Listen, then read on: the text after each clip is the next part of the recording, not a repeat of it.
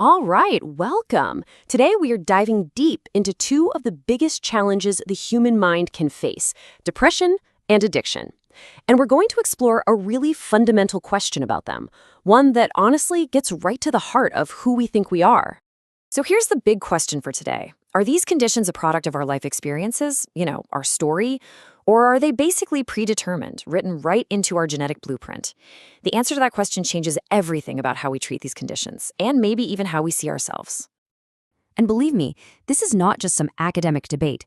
Just look at this number, 9.9 million.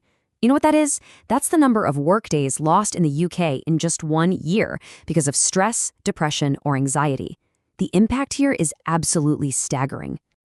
Okay, so to really get into this debate, we've got to make sure we're all speaking the same language. What do psychologists actually mean when they use words like depression and addiction? Let's get some clear definitions down first. First up, let's talk about unipolar depression. And look, this is so much more than just feeling sad or having a bad week. Clinically, we're talking about a severe, persistent low mood that genuinely messes with your daily life. To get a diagnosis, you need to have key symptoms, like a complete loss of interest in things you used to love, or this deep, profound fatigue, and it has to last for at least 2 weeks straight. And then we have addiction. This is defined as this compelling, just overwhelming need to use a substance, like drugs, or to do something, like gambling, simply to feel normal. A huge part of this is withdrawal. Those awful physical and psychological feelings you get when you try to stop. Okay, so our definitions are set. Now we can jump into the core of the whole debate, which we're going to frame as the blueprint versus the experience. Is it our genetic code that seals our fate, or is it the story of our lives that writes it? This is the classic age-old nature versus nurture debate. So let's start with the blueprint, the nature side of things. This perspective basically says that conditions like depression and addiction are really rooted in our biology, passed down through our family tree and our genes. It suggests we might just be born with a certain vulnerability. And the evidence for this blueprint idea is pretty compelling. Take this famous twin study. It found that if one identical twin who shares 100% of their DNA has depression, there's a 46% chance the other one will too. But for non-identical twins who share about as much DNA as any other sibling, that number plummets to just 20%. That huge difference is a massive clue pointing to a powerful genetic link. And it's not just depression. We see a really similar pattern with addiction. For example, studies show identical twins are way more likely to share smoking habits. Other research on adopted kids found that they're more likely to develop alcoholism if their biological parent had it, no matter what kind of home they grew up in. Scientists have even pinpointed specific genes, like a certain dopamine receptor gene that shows up more often in heavy cocaine users. But our genes are only half the story, right? On the flip side of the debate is the experience, the nurture argument. This perspective says, hold on, maybe these things aren't written in our code at birth. Maybe they are learned from our world, from our thoughts, and from our own actions. When it comes to depression, a huge idea here is Aaron Beck's cognitive triad. He argued that depression is basically fueled by this vicious cycle of negative thinking about 3 key areas: the self, I am worthless; the world, everything is against me; and the future, nothing will ever get better. You can see how that thought pattern could trap someone in a feeling of complete hopelessness.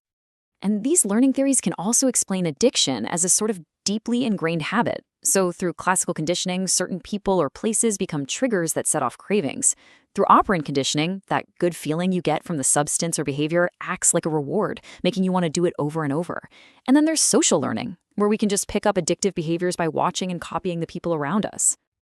So if we have these two really different explanations for the problem, how does that change how we try to fix it? Well, it leads to 2 totally different approaches for, as we'll call it, rewiring the mind. One that goes after the blueprint and one that goes after the experience. Yeah, this difference in philosophy leads to very different treatments. On one side, you have drug therapies like antidepressants. They target the blueprint. They work by directly changing your brain chemistry, tweaking levels of things like serotonin to help regulate your mood. But on the other hand, you have cognitive behavioral therapy, or CBT. That targets the experience. It's a type of talk therapy where you learn to spot and challenge those negative thought patterns we just talked about. For addiction, for example, CBT is often a 2-step process. First, there's functional analysis. Here, the therapist and the patient basically become detectives together, trying to figure out the exact thoughts, feelings, and situations that trigger the addictive behavior. And then comes skills training, where the patient learns brand new, practical ways to cope with those triggers, essentially rewriting their old, learned responses. And all of this brings us right back to our big conflict. We've got really strong arguments and effective treatments on both sides of the aisle. So what is it? What's the final verdict in this ultimate psychological debate? Is it nature or is it nurture? Is it our blueprint or our experience? Well, as it so often is in psychology, the real answer isn't one or the other, it's both. The way most scientists see it today is through something called the diathesis stress model. The idea is that some people have a genetic predisposition, that's the diathesis, that makes them more vulnerable. But the disorder might only actually show up when that vulnerability gets triggered by a really stressful life event. And there was this incredible landmark study that provided stunning proof for this. Researchers looked at a specific gene that helps manage serotonin in the brain. What they found was that people with a certain version of this gene were much more likely to get depressed, but only if they also went through major stressful life events. The gene by itself wasn't a destiny. It was the combination of the blueprint and the story that really mattered. So here's the crucial takeaway. Our mental health isn't just determined by our genes, and it's not purely a product of our environment either. Instead, it comes from this complex, ongoing conversation between our genetic blueprint and the unique story of our lives. And that leaves us with one final and I think really empowering thought to chew on.